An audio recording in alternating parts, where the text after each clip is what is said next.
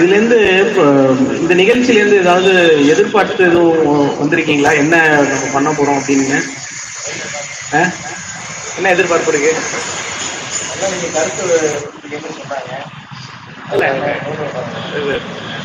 பேச்சாற்றல் இருக்கிறவங்க எல்லாம் பேசிட்டே இருப்போம், நிறைய டாபிக் இருக்கு. செய்தி ஆமா ஆமா. ஒரு சில எடுத்துக்காட்டுகள் நம்ம பார்க்கும்போது மற்ற ஏன் இவ்வளவு வேகமா வளர்றாங்க அப்படின்னாக்க வந்து தொழிலா பார்த்து சில நேரத்துல கரெக்டா பண்ணிடுறாங்க. நம்மளால அதை பண்ண முடியல. வாங்கம்மா உட்காருங்க, டீ சாப்பிடுங்க, காசுலாம் ஒண்ணு வேணா பரவாயில்ல போங்க அப்படின்னு சொல்லி அனுப்பிச்சு விட்டுருவோம். அந்த மாதிரி ஒரு நாளைக்கு 10 பேர் வந்தாக்க 100 ரூபாய் நஷ்டம் ஆகுது நமக்கு. ஆனா இப்ப நம்ம அந்த மாதிரி சொந்தக்காரவங்க இருக்கிற இடத்துல தான் நம்ம அந்த கடையை சுத்தி இருக்கிறவங்க எல்லாமே நம்ம சொந்தக்காரவங்களா ஆயிடுறாங்க. அதை கொடுக்கணும்னு நினைக்கிறவங்க, அது பணத்தை கொடுக்கணும்னு நினைக்கிறவங்க சில பேர் இருக்காங்க, இல்ல பரவாயில்ல கொடுங்க அப்படின்ட்டு அவங்களும் கிளம்புறவங்களும் இருக்காங்க. கேட்கறதுக்கு கூச்சப்படுற ஆளுங்களும் நம்ம ஆளுங்க நிறைய இருக்காங்க. அப்போ வாணிபம் அப்படிங்கிறது வந்து இப்ப நம்ம வந்து இந்த ஒரு ஒரு ஒரு தொழில் செய்யறவங்க அந்த தொழிலுக்குள்ள முழுமையாக போகும்போது நம்ம வந்து நம்மளை முழுசா உள்ள கொண்டு போயிடணும். அது எனக்கு லாபகரமா தொழில் பண்ணணும், அவ்வளவுதான். அது யாரா இருந்தாலும், அண்ணனா இருந்தாலும் சரி, தம்பியா இருந்தாலும் சரி, எனக்குன்னு ஒரு டிசிப்ளின் நம்ம வந்து தொழில கிரியேட் பண்ணிக்கணும் அப்படிங்கறத வந்து எந்த இடத்துலயும் நம்ம வந்து விட்டு கொடுத்துடக்கூடாது. 10 to 8 தான் நான் வந்து பிசினஸ் பண்றேன் காலையில அப்படின்னாக்கா அந்த 10 to 8 வந்து நான் பிசினஸ்க்காக என்ன அர்ப்பணிச்சுட்டேன்னு விட்டுறணும். நம்ம அதுக்கு இடையில வந்து எனக்கு ஒரு துக்கம் இருக்கு, இந்த கடையை கொஞ்ச நேரம் பாத்துங்க, ஒரு முக்கியமான கல்யாணம் இருக்கு, நான் வந்து ஒரு 2 மணி நேரம் கழிச்சு ஓபன் பண்றேன் அப்படின்னு நம்ம நினைக்கும் போது அதனோட செயல்பாடுக்கும் அப்படிதான் இருக்கும். நீங்க ஒரு குழந்தைய எடுத்து வளர்க்குறீங்க, அந்த குழந்தைய ஆரோக்கியமா வளர்க்கணும் போது அதுல எவ்வளவு நம்ம அக்கறையை செலுத்துறோமோ அந்த மாதிரி ஒரு தொழிலையும் வந்து நம்ம அக்கறையா வளர்க்கும் போதுதான் அந்த தொழில் வந்து முழுமையா வருது. இல்ல அப்படின்னாக்கா வந்து அந்த குழந்தையோட குழந்தையோட வளர்ச்சி வந்து ஒரு காலகட்டத்துல வந்து நின்றுடும். அதால வளர முடியாது, அதால திறமையா செயல்பட முடியாது, மற்ற ஆட்கள் கூட கம்பீட் பண்ணும்போது அது ஜெயிக்க முடியாத ஒரு குழந்தையா போயிடுது. மெயின் காரணம் என்னன்னா நம்ம கொடுக்குற ஊட்டச்சத்து தான் மெயின் காரணம். அது குழந்தையா இருந்தாலும் சரி, இல்ல வந்து ஒரு தொழிலா இருந்தாலும் சரி, எந்த அளவுக்கு நம்மளோட அர்ப்பணிப்பும் நம்மளோட உழைப்பும் இருக்கு அப்படிங்கிறத மெயினா பார்க்கணும். ஒரு வளர்ந்த நிறுவனம் திருப்பி ஏன் வளர முடியாத பிரச்சனைக்கு போகுது அப்படின்னு நம்ம பார்க்கும்போது ஒரு முதலாளி எல்லா வேலையுமே செய்யறாரு. ஒரு கன்சர்ன் அப்படின்னு எடுத்துக்கிட்டோம்னா ஒரு பிரைவேட் கம்பெனி இருக்கு, 100 பேர் வேலை செய்யறாங்கன்னா அதுக்கு ஒரு HR டிபார்ட்மெண்ட் இருக்கும், ஒரு அக்கௌண்டன்ட் டிபார்ட்மெண்ட் இருக்கும், ஒரு மார்க்கெட்டிங் டீம் இருக்கும், ஒரு ப்ரொடக்ஷன் டீம் இருக்கும். இது எல்லாத்தையும் நிர்வாகம் பண்றதுக்கு ஒரு மேனேஜர் இருப்பாரு. அதை வர மேனேஜ் பண்றதுக்கு அதுக்கு மேல ஒரு ஹெட் இருப்பாரு. அப்ப இந்த வேலை எல்லாமே ஒரு ஒரு ஒரு தொழிலோட ஓனரோ இல்ல ஒருத்தரோ இதை பண்ணும்போது அவரோட நேரத்தை வந்து சரியா செயல்படுத்த முடியாம போயிடும். இந்த வெளிநாட்டுல எல்லாம் பாத்தீங்கன்னா பிசினஸ் டைம் அப்படின்னு வச்சிருப்பாங்க. அந்த பிசினஸ் டைம் தாண்டி யாரும் வேலை செய்ய மாட்டாங்க, மற்ற நேரத்தை குடும்பத்துல பயன்படுத்துவாங்க. இன்னைக்கு வண்டி ஓடிட்டு இருக்கும்போது இப்ப நான் ஞாயிற்றுக்கிழமை என்னோட பிசினஸ் லீவ் நான் ஒர்க் பண்ண மாட்டேன் அப்படின்னா ஞாயிற்றுக்கிழமை தான் எனக்கு போன் கால் வரும், பிசினஸ் சம்பந்த போன் கால். நான் குடும்பத்தோட ஒரு இடத்துக்கு போயிட்டு இருப்பேன். இப்ப நான் காதல போனை வச்சுக்கிட்டே பேசிட்டு போயிட்டு இருப்பேன். எத்தனை கிலோ வேணும், 10 கிலோ வேணுமா, 100 கிலோ வேணுமா அப்படின்னு சொல்லி பேசிட்டு போயிட்டு இருப்பேன். என்ன காரணம்னா நம்ம தனிப்பட்ட வாழ்க்கையையும் குடும்ப தொழிலையும் வந்து ஒன்னா இணைச்சு நம்ம கொண்டு போயிட்டு இருக்கிறதுனால எதுலையுமே வளர்ச்சி அடைய முடியாம போயிடுறது மாதிரி இருக்கு. குடும்பத்திலையும் நேரம் செலவிட முடிய மாட்டேங்குது, தொழிலையும் ஒரு திருப்தியான ஒரு தொழிலா கொண்டு போக முடியாம போயிடுது. இன்னைக்கு இதெல்லாம் வந்து ஒரு பெரிய சவால் நமக்கு. ஆனா நம்ம தொழில ஆரம்பிச்சிட்டோம், ஆனா அடுத்த கட்டத்துக்கு நகர்த்த முடியாம இருக்கிறதுக்கு இதெல்லாம் ஒரு முக்கியமான காரணங்களா இருக்கு. இப்ப நம்ம வந்து என்ன பண்ணோம்னா ஒரு பிசினஸ்ல வந்து டிசிப்ளின் அப்ரோச்சை வந்து ரொம்ப ஸ்ட்ராங்கா ஃபாலோ பண்ணணும். இந்த ஒரு விஷயம், அதிகமான கலந்துரையாடல்களை நீங்க வந்து கலந்துக்கணும். இது வந்து நான் லேர்ன் பண்ணது பர்சனலா. இந்த ஒரு 6-7 வருஷத்துல வந்து அதிகமான கலந்துரையாடல்களை நம்ம நடக்கும்போது நிறைய ஐடியா வந்து கிரியேட் ஆகும். இப்போ நான் என்ன பண்ணேன் அப்படிங்கறது வந்து நம்ம சொல்லும் போது இது ஒருத்தருக்கு வந்து ஒரு பெரிய இன்புட்டா மாறும். இப்ப அதை வச்சு அவர் வந்து ஒரு ஏதோ ஒண்ணு கிரியேட் பண்ணுவாரு. அவரோட ஐடியாவை அந்த மீட்டிங்ல ஷேர் பண்ணும்போது இன்னொருத்தருக்கு வந்து அது வந்து ஒரு பெரிய இன்புட்டா கிடைக்கும். ஸோ நம்மளோட ஐடியாக்களை வந்து ஒன்றிணைக்கும் போதுதான் வந்து நிறைய பிரச்சனைகளுக்கு சொல்யூஷன் கிடைக்கும். நான் வந்து ஒரு நிறுவனம் நடத்திட்டு இருக்கும் போது எனக்கு வந்து ஆள் சிக்கல்கள் இருக்கு, என்னால வந்து ஆளை சரியா வந்து என்னால கையாள முடியல அப்படிங்கிற ஒரு பிரச்சனைகள் நிறைய கம்பெனி. இதெல்லாம் வந்து ஒவ்வொரு கம்பெனிலையும் இருக்கிற பிரச்சனை. நான் வந்து என் கடையில ஒரு 4-5 பேர் வேலை செய்யறாங்க. எனக்கு அந்த 5 பேர்ல வந்து பாத்தீங்கன்னாக்கா அடிக்கடி லீவ் போடுறது, சரியா நேரத்துக்கு வராது, தொழில திறமையா பண்ண முடியாம ஆட்கள்லாம் இருக்காங்க அப்படின்னாக்க நம்ம எப்படி அவங்கள கையாளுறது, இப்ப நம்ம வந்து அவங்கள வந்து இப்ப இந்த இந்த தொழிலுக்கு ஏற்றது மாதிரி அவங்கள நம்ம ட்ரைன் பண்றப்ப தெரியும் அவங்களுக்கு விருப்பம் இருக்கா இல்லையா, இவங்களை நம்ம அடுத்த இடத்துக்கு எடுத்துட்டு போக முடியுமா முடியாதா அப்படிங்கிறது தெரியும். சரி, ஆள் இல்ல, வேற வழி இல்லாம அவங்களை கொஞ்ச நாள் வச்சு ஓட்டுவோம் அப்படிங்கிற தப்ப மட்டும் நம்ம செய்யக்கூடாது. இன்னைக்கு வர்றாரு ஒருத்தர், இன்னைக்காவது ஒரு இன்னைக்கு ஒரு 10 நாளைக்கு ஒருத்தர் வேலைக்கு போடுறது, ஒரு மாசத்துக்கு ஒருத்தர் வேலைக்கு போடுறது, அந்த மாதிரி நம்ம போடும்போது என்னன்னா அவரும் ஏனோ தான் வந்துட்டு போயிடுவாரு. நமக்கும் வந்து ஒரு விரக்தி உண்டாயிடும். ஒரு கட்டத்துக்கு மேல வந்து என்னடா ஆளே கிடைக்க மாட்டேங்குது, வர்ற ஆளுதான் இப்படியே போயிட்டு இருக்கு அப்படின்னு.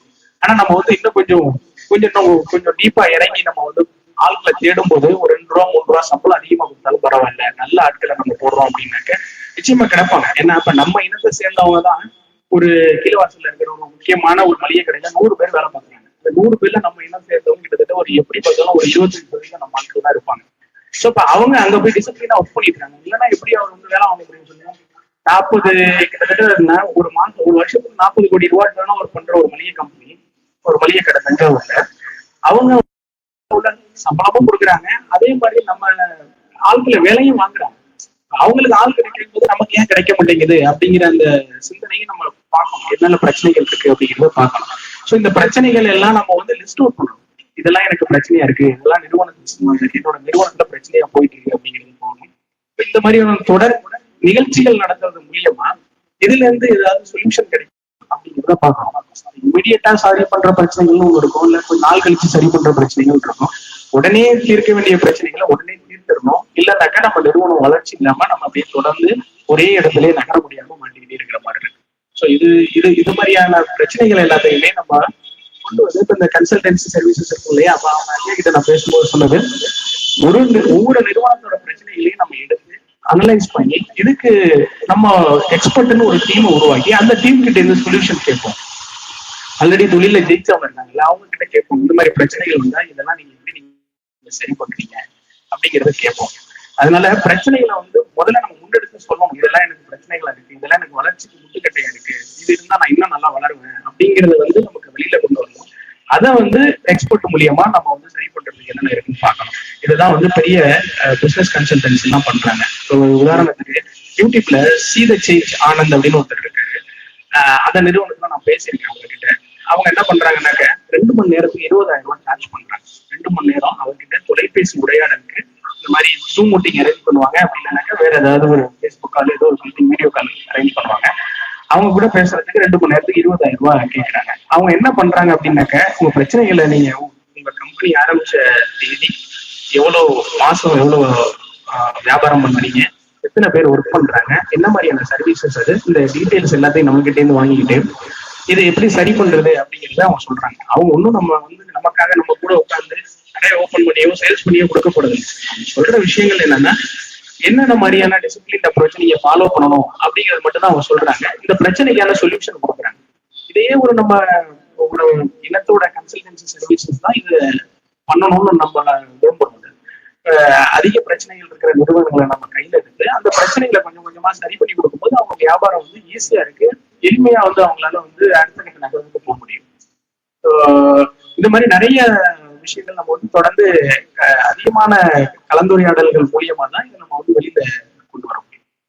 ஏதாவது சந்தேகங்கள், ஏதாவது 1 2 சினாரியோ இருந்தா சொல்லுங்க. எனக்கு தெரிஞ்ச எக்ஸ்பீரியன்ஸ்ல ஏதாவது உங்களோட பிரச்சனைக்கு ஏதாவது சொல்யூஷன் கிடைக்குமான்னு பார்ப்போம். அது மாதிரி டெக்னாலஜியை பயன்படுத்துறதுக்கு வந்து நம்ம யோசிக்கவே கூடாது. இன்னைக்கு வந்து அதிக டெக்னாலஜி வளர்ந்துருக்கு. ஃபேஸ்புக்கா இருக்கட்டும், யூடியூபா இருக்கட்டும், இன்ஸ்டாகிராமா இருக்கட்டும், இதுல வந்து நேரத்தை செலவிட முடியும். உதாரணத்துக்கு அந்த ஐயா அவங்களோட யமுனா ஹெர்பல்ஸ் நான் வந்து சொல்லுவேன். அவங்க வந்து இப்போ யூடியூப்ல வந்து இது அமேசான்ல வந்து அட்வர்டைஸ்மெண்ட் பண்ணிட்டு இருக்காங்க. இதனால என்ன ஆகும்னாக்க இப்ப நம்ம தூங்கும் போது நம்மளோட ப்ராடக்ட் நமக்காக யாராவது ஒருத்தர் வந்து அதை சர்ச் பண்ணிட்டு இருப்பாரு, ஆர்டர் போடுவாரு. இப்போ இருக்கிற நவீன காலகட்டத்துக்கு இது ரொம்ப அவசியமா இருக்கு. இப்போ நம்ம நினைப்போம், ஐயோ நம்ம ப்ராடக்ட் இப்போ போகுமா போகாதா அப்படின்லாம் கிடையாது. கண்டிப்பா ஏதாவது மிஸ்டேக்ஸ் இருக்கும் நம்ம கிட்ட. அதை வந்து யாராவது கஸ்டமர்ஸ் வந்து நமக்கு கால் பண்ணி ஃபீட்பேக்கா கொடுப்பாங்க. நெகட்டிவ் ஃபீட்பேக் இல்லாத ப்ராடக்ட் எதையுமே சொல்ல முடியாது. எல்லா ப்ராடக்ட்லயும் நெகட்டிவ் ஃபீட்பேக் கண்டிப்பா இருக்கும். அதை நம்ம சரி பண்ண கொஞ்சம் கொஞ்சமா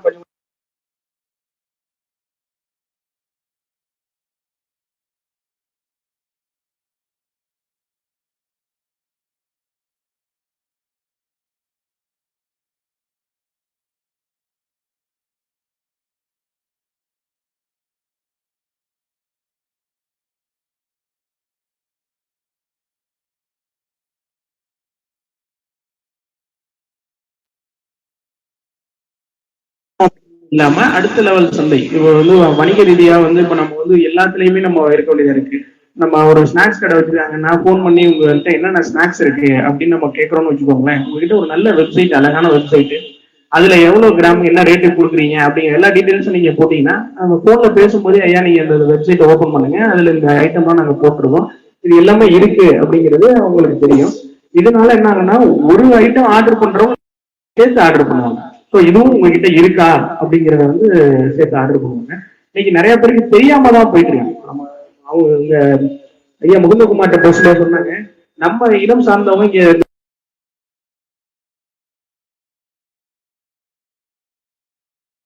ஒரு தளம் நம்ம இவரு நண்பர் வந்து கணேஷ் கண்டபிள்ளைன்னு ஒருத்தர் அவர் நடத்திட்டு இருக்காரு.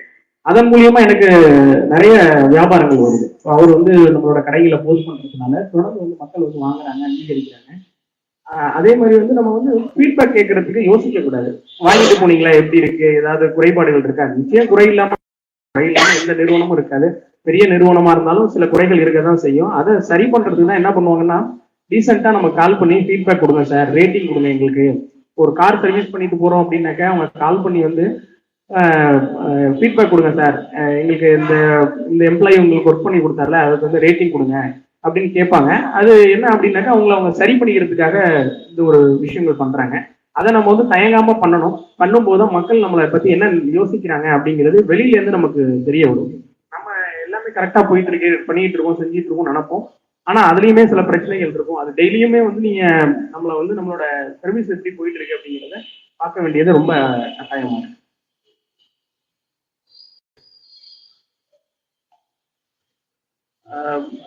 இது இந்த வாய்ப்புகள் இல்லாம இப்ப நம்ம வந்து ப்ராடக்ட் சர்வீசஸ் அப்படின்னு சொல்லி பிசினஸ் பிரிக்கும் போது ப்ராடக்ட் தயார் பண்ற மாதிரியான சில வணிக வாய்ப்புகள்லாம் அதிகமா இருக்கு.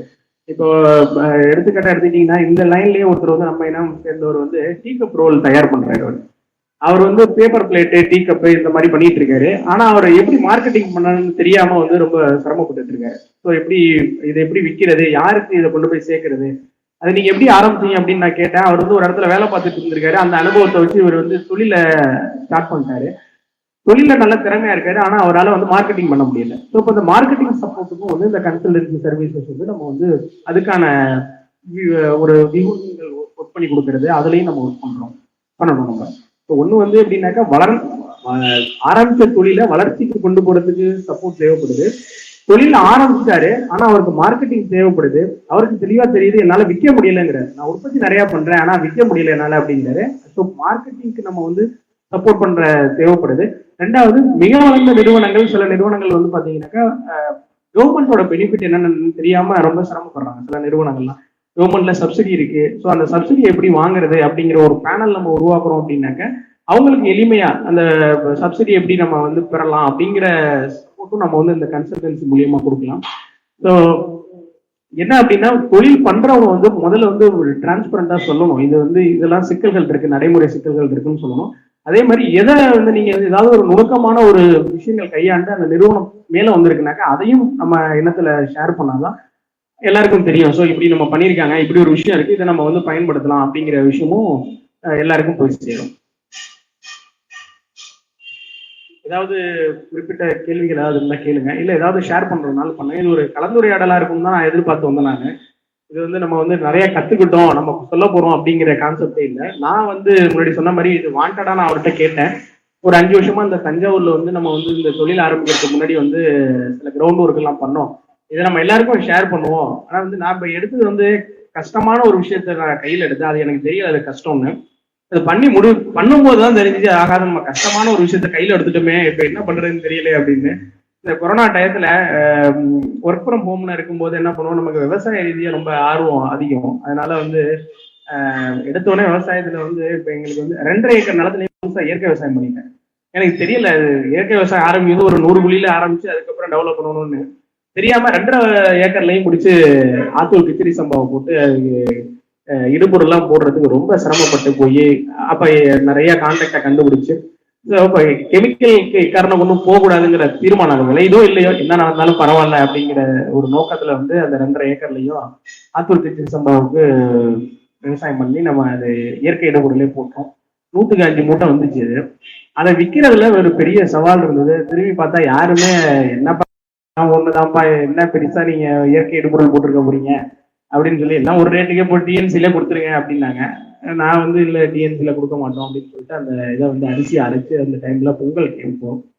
இப்போ 2020 டயத்துல தான் அந்த பிசினஸ் ஆரம்பிச்சேன். அப்போ வந்து இந்த இயற்கை அங்காடின்னு ஒரு விஷயத்த நம்ம ஓபன் பண்ணி அது மூலியமா வித்துக்குவோம், நம்ம ஏன் வந்து எல்லாருக்கிட்டையும் கொடுக்கணும் அப்படின்னு சொல்லி 2020 வந்து வெறும் ஒரு கிட்டத்தட்ட ஒரு 25,000 ரூபாய் முதலீடு.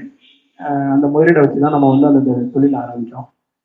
பண்ணும்போது என்கிட்ட வந்து ஒரு 5 ப்ராடக்ட் தான் இருந்தது. நாட்டு சக்கரை ஒருத்தர் வந்து பண்ணிட்டு இருக்காரு. அவர் வந்து அரியலூர் சைட்ல இருந்து அவர் அனுப்பிச்சுட்டு இருந்தாரு. அவர்கிட்ட நாட்டு சக்கரையும் கண்ணாந்துக்குடிக்காரர் ஒருத்தர் இருக்காரு, அவர்கிட்ட வந்து அவளும் வாங்கினேன். அப்புறம் இந்த பச்சரிசி, தேன் கொஞ்சம் கிடைச்சிச்சு, இயற்கை தேன். இந்த 4ஐயும் வச்சுதான் நம்ம வந்து கடையை ஆரம்பிச்சோம். தேங்காய் வயல்ல இருந்து தேங்காவையும் கொண்டாந்து வச்சு ஆரம்பிச்சோம். அப்புறம் வந்து கோயம்புத்தூர்ல வந்து நிறைய இந்த ஹீலர் பாஸ்கர் குரூப் இருக்காங்க இல்லையா, அவங்க வந்து நிறைய இது பண்ணிட்டு இருந்தாங்க. அந்த குரூப்ல சொன்னவங்க வந்து ஆவாரம்பு தேநீர், அப்புறம் வந்து இந்த முல்தானி மெட்டி, இந்த மாதிரியான ப்ராடக்ட்லாம் நிறைய பண்ணிட்டு இருந்தாங்க. அவங்க கிட்ட கான்டாக்ட் பண்ணி அவங்களோட சில செலக்டிவான ப்ராடக்ட் ஒரு 10 ப்ராடக்ட் மட்டும் வாங்கி கடை ஆரம்பிக்கும் போது ஒரு தெருக்குள்ளதான் வச்சு ஆரம்பிச்சாங்க. அப்போ வேலையும் பார்க்கணும், இந்த கடையும் பார்க்கணும். அப்போ அதுல வந்து நமக்கான சில கான்டாக்ட் இயற்கை ரீதியா போகும்போது என்ன ஆகும்னாக்க, மக்கள் வந்து லாபகரமா இல்லாம வந்து கொஞ்சம் சேவையான உள்ள மக்கள் நிறைய பேர் கான்டாக்ட்ல வருவாங்க. விளையிறத எடுத்துட்டு போவோம் அப்படிங்கிற கான்செப்ட்ல தான் வருவாங்க. யாரும் வந்து அதை வந்து ரொம்ப ப்ராஃபிட்டபிளா பண்ணணும் அப்படிங்கிற கான்செப்ட்ல வர மாட்டாங்க. அப்போ இந்த நிறைய இயற்கை விவசாயம் பண்ற வந்தது. அப்போ 2 வருஷம் அவங்க கூட பயணிச்சோம். எங்கெல்லாம் வந்து விவசாய கருத்தரங்கம் நடந்துச்சோ, இயற்கை விவசாய முகாம்கள்லாம் எங்கெங்க போட்டாங்களோ அவங்க கூட எல்லாம் போனோம். அப்போ சில பேர் தமிழ்நாடு லெவல்ல வந்து பண்ற சில முக்கியமான சில இயற்கை விவசாய கன்சல்டன்ட் அவங்க கூட சில டிஸ்கஷன்ஸ், அவங்களோட வீடியோஸ்ல வந்து பாமையன்னு ஒருத்தர் இருக்காரு. அவர் வந்து இயற்கை விவசாயத்துல வந்து விஜய் டிவில கூட கூப்பிட்டு அவர் இது பண்ணார். ஸோ அவரோட கருத்தரங்கங்கள்லாம் நம்ம வந்து கேட்கும்போது வந்து இயற்கை விவசாயம் வந்து 1 ஏக்கர் நிலத்துல எப்படி பண்றது அப்படிங்கிற அறிவுரையை கொடுத்தாங்க. ஸோ இப்போ எதுக்கு சொல்ல வரேன்னாக்க, 2.5 ஏக்கர் வந்து இயற்கை விவசாயம் ஸ்டார்டிங்லேயே பண்ண முடியாது, ரொம்ப கஷ்டம். அது ஒரு புள்ளி 1 ஏக்கர் பண்ணி அதுல இருந்து நம்ம என்னென்ன பிரச்சனைகள் இருக்கு, நான் ஒரு விவசாயியா இருந்தா கண்டிப்பா நஷ்டப்பட்டு அதுல இருந்தே போயிருப்பேன் வெளியில. நமக்கு வேற விதத்துல வந்து வருமானம் வருதுங்கிறதுனால அந்த 2.5 ஏக்கர் ஒரு வருஷம் விவசாயம் நமக்கு நஷ்டப்பட்டாலும் நமக்கு ஒன்றும் பெருசா தெரியல. அதனால நம்ம அதை வந்து கண்டுக்காம அடுத்த கட்ட இதுக்கு நகர்வுக்கு போனோம். என்னன்னா இப்ப நம்ம எதுக்கு இது கடினமான பாதைன்னு சொன்னா, இயற்கை அரிசியை விற்கிறது வந்து ரொம்ப சிரமமா இருந்தது. ஒரு நாளைக்கு 1 கிலோ அரிசி விற்கிறது எனக்கு ஒரு பெரிய சவாலா இருந்தது ஆரம்பிச்ச காலகட்டத்தில். இப்போ மூட்டையை வாங்கிட்டோம்னா வண்டு வந்துடும், அதை புடைக்கணும், கிளீன் பண்ணணும், ஆட்களை வச்சு அதை சுத்தம் பண்ணி அதை சேல் பண்ணோம்னா ஒன்றும் ப்ராஃபிட்டே இருக்காது. 2வது வருஷம் 3வது வருஷம் போகும்போது இப்போ நான் வந்து 4 வருஷம் முடிச்சுட்டேன். இப்போ ஒரு மாசம் வந்து இப்போ என்னால வந்து 15 மூட்டை இயற்கை அரிசி விற்கிறேன். நான் 15 மூட்டை இயற்கை அரிசி நம்ம பண்ணிட்டு இருக்கோம். எனக்கு வந்து இப்போ ஆள் வந்து 5 பேர் ஒர்க் பண்றாங்க. நேற்று ஒருத்தரை ரீசெண்டா அப்பாயின் பண்ணியிருக்கேன். நான் 4 பேர் இருந்தாங்க முழு நேரத்துக்கு, நேற்று ஒருத்தர் நான் போட்டிருக்கேன். 5 பேர் ஒர்க் பண்றோம். ஸோ இப்போ நம்ம வந்து சராசரியா வந்து பாத்தீங்கன்னாக்க வருஷத்துக்கு வந்து ஒரு மாசத்துக்கு நம்மளோட விற்பனை வந்து கிட்டத்தட்ட இப்போ 4 ரூபாய்க்கு விற்பனை பண்றோம். ஒரு மாசத்துக்கு 4.5 லட்சம் ரூபாய் விற்பனை பண்றோம். கடந்த 2 வருஷத்துலதான் இந்த மாற்றம் உண்டாகிருக்கு. அந்த மாற்றம் எப்படி உண்டானுச்சு அப்படின்னாக்க, இந்த டிசிப்ளின் அப்ரோச். நான் வந்து டிவியேட்டே ஆகல. எனக்கு வந்து ஆர்கானிக் ப்ராடக்ட் விற்க முடியல, அதனால வெளியில போயிடுவோம் அப்படின்னு சொல்லி டிவியேட் ஆகல. அதுக்கு பதிலாக நான் என்ன பண்ணேன்னாக்க, நாட்டு மருந்தையும் பூஜை பொருளையும் சேர்த்துக்கிட்டேன் நான். ஸோ எனக்கு சர்வைவலுக்காக வேற வழி இல்லை. ஸோ நம்ம வந்து இந்த கடையை ரன் 4 பேருக்கு சம்பளம் கொடுக்கணும், 15,000 ரூபாய் வாடகை கொடுத்தாகணும். எனக்கு ப்ராஃபிட்டே வேண்டாம், ஆனா வர்ற ஆளுங்களுக்கு நான் வந்து தொடர்ந்து கொடுத்துட்டே இருக்க முடியாது. இல்லை, அது கொடுக்க போனோம்னா ஒரு கட்டத்துல விரக்தி வந்துடும் தொழில் மேல. ஒரு மாசம் நீங்க கையில இருந்து சம்பளம் கொடுப்பீங்க, 2 மாசம் கொடுப்பீங்க, 6 மாசம் 1 வருஷம் எப்படி கொடுக்க முடியும்? ஒரு நிறுவனம் வந்து 1 வருஷம்லாம் வந்து சம்பளம் தொடர்ந்து கையில இருந்து கொடுக்கணும்னாக்க அவங்க வேற ஏதாவது சோர்ஸ்ல இருந்து பிசினஸ் பண்ணிட்டு இருக்கணும். அப்பதான் இதை கொடுத்துட்டு இருக்க முடியும். அந்த மாதிரி இப்ப எனக்கு வேற சோர்ஸ் இருந்ததுனால கொடுத்துட்டு இருந்தேன். இப்ப 2வது கட்டம் 3வது கட்டம் போகும்போது நம்ம தொழிலை திறம்பட நடத்தணும்னா வந்து நம்மளே வந்து நம்மளால சரியா தொழில் நடத்த முடியலன்னா அப்புறம் எப்படி என்ன இருக்கு அப்படின்னு சொல்லிட்டு நான் நிறைய ஸ்ட்ராட்டஜி எல்லாம் ஒர்க் அவுட் பண்ணி அந்த ஸ்ட்ராட்டஜிஸை ஃபாலோ பண்ணி வந்து பிரேக் ஈவன் பண்ணேன். பிரேக் ஈவன்னா வர்ற வருமானத்தை வந்து வச்சு சம்பளமும் வாடகையும் கொடுக்க ஆரம்பிச்சேன். இப்போ லாபம் அப்படிங்கிறது நமக்கு பெருசா இல்லை. பட் லாபம் இல்லைனாலும் எனக்கு நஷ்டம் இல்லாம அந்த பிசினஸ் இப்ப நம்ம ஓரளவுக்கு ரன் பண்ணிட்டு போயிட்டு இருக்கோம். இப்ப அரிசியெல்லாம் எனக்கு எதுவும் நஷ்டம் வர்றது கிடையாது. அதே மாதிரி நாட்டு மருந்து ரா மெட்டீரியல்ஸ் எல்லாம் வந்து நிறைய வாங்கி வச்சோம். ஆரம்ப காலகட்டத்துல வரும்போது ரா மெட்டீரியல் நிறைய வண்டு வருது, பூச்சி வரும் அப்படிங்கிற ஒரு இது வந்தது. அப்ப அதை எப்படி சரி பண்ண முடியும் அப்படின்னு பார்க்கும்போது நிறைய இந்த ஹோம ஜாமான்களுக்கு எல்லாம் பொருள் தயார் பண்ணுவாங்க. நம்மளே சொந்தமா ஹோம ஜாமான் தயார் பண்ணி அது தயார் பண்ணும்போது அதனால ஒரு வண்டு வர்ற பொருள், பூச்சி வர்ற பொருள் எல்லாத்தையும் காய வச்சு கிளீன் பண்ணி உணவுக்கு பயன்படுத்தாம பூஜைக்கு கொடுக்க ஆரம்பிச்சோம். அதனால அதோட நஷ்டங்களும் கொஞ்சம் தவிர்க்க ஆரம்பிச்சோம். ஸோ இந்த மாதிரி நிறைய ஸ்ட்ராட்டஜிஸ் வந்து நம்ம வந்து ஒர்க் பண்றோம். இது யார் ஒர்க் பண்ண முடியும்னாக்க யாரு அந்த தொழில முழுமையா புரிஞ்சுக்கிறாங்களோ அவங்களாலதான் ஒர்க் பண்ண முடியும். ஸோ ஸ்ட்ராட்டஜி வந்து வெளி ஸ்ட்ராட்டஜி வச்சு ஒன்றும் பண்ண முடியாது. தொழில் ரீதியா இருக்கிற ஸ்ட்ராட்டஜி அதை வந்து எதையுமே தொழில வந்து வீணாக்க கூடாது அப்படிங்கிறதுக்கு வந்து நமக்கான வழிகளை நம்ம வந்து கண்டுபிடிச்சிட்டே இருக்கணும். அதுதான் வந்து நாளுக்கு நாள் எக்ஸ்பீரியன்ஸ்ங்கிறது. இன்னைக்கு ஆரம்பிக்கும் போது நமக்கு ஒன்றும் தெரியாது. ஆனா 2 வருஷம் 3 வருஷம் போகும்போது கண்டிப்பா உங்களுக்கு அந்த நுணுக்கங்கள் தெரிய ஆரம்பிச்சிடும். அதை இம்ப்ளிமெண்ட் பண்ண ஆரம்பிச்சிடணும். அதை பண்ணலை அப்படின்னாக்கா அதை பண்றதுக்கு நம்ம தவிர்க்கும் போது அதிக நஷ்டங்கள் வர ஆரம்பிக்குது. இப்போ இயற்கை அரிசி விற்பனை பண்றதுல ஒரு பெரிய சவால், நாட்டு மருந்து விற்பனை பண்றதுலயும் ஒரு பெரிய சவால். இந்த சவால்களை நம்ம ஓவர் கம் பண்ணி வர்றதுக்கு நிறைய ஸ்ட்ராட்டஜிஸ் ஒர்க் பண்ற வேண்டியதா இருக்கு. அந்த ஸ்ட்ராட்டஜிஸை பேஸ் பண்ணி நம்ம கொஞ்சம் கொஞ்சமா ரெக்கவரி ஆகும். உடனே லாபம் தரும் அப்படிங்கிற தொழில்ல உலகத்துல எதுவுமே கிடையாது. காலையில இன்வெஸ்ட் பண்ணி சாயங்காலம் ப்ராஃபிட் பார்க்கணும் அப்படிங்கிறதுனாக்க கேம்பிளிங் மட்டும்தான். அதுதான் நம்ம பண்ண முடியும். காலையில நான் தொழில் பண்றேன், சாயங்காலம் எனக்கு 1 கோடி ரூபா வருது, 2 கோடி ரூபா வருது அப்படின்னாக்க அது சூதாட்டமா இருக்கும். ஷேர் மார்க்கெட் மாதிரியான சூதாட்டங்களா இருக்கும். அதுதான் மெயினா மக்கள் பண்றாங்க. அது வந்து எல்லா நேரத்துலயும் ஒரே மாதிரி நமக்கு உதவி பண்ணாங்க. ரெண்டாவது ஒரு ஆத்ம திருப்தி கொடுக்காது. தொழில் பண்றீங்கன்னாக்க தொழில வந்து முக்கியமான விஷயம் என்னன்னா ஒரு ஆத்ம திருப்தி. இப்போ வந்து எப்படின்னாக்கா எனக்கு வந்து இப்போ நான் வந்து ஒரு பெரிய முன்னணி நிறுவனத்துல சாஃப்ட்வேர் கம்பெனில நான் வேலை பார்த்தாலுமே தாளை அப்படிங்கிற ஒரு இயற்கை அங்காடியை உருவாக்குன ஒரு பெருமைலாம் வந்து எனக்கு இருக்கு. ஏன்னா வந்து நல்ல சம்பளம் வாங்கினாலும் கூட நம்ம வந்து ஒரு நிறுவனத்தை உருவாக்கி அதுல ஒரு 5 பேருக்கு வேலை கொடுத்துட்டு இருக்கோம் அப்படிங்கிற அந்த பெரிய விஷயம் இருக்கு. அந்த ஆத்ம திருப்தியோட இருந்தா அடுத்தடுத்த கட்டங்கள்ல வந்து நமக்கு இன்னும் அது ஒரு பெரிய உந்துதலா இருக்கும். ஸோ இது ஒரு பெரிய விஷயமா இந்த இந்த விஷயத்தான் மெயினா நான் சொல்லணும் அப்படின்னு சொல்லிட்டு இந்த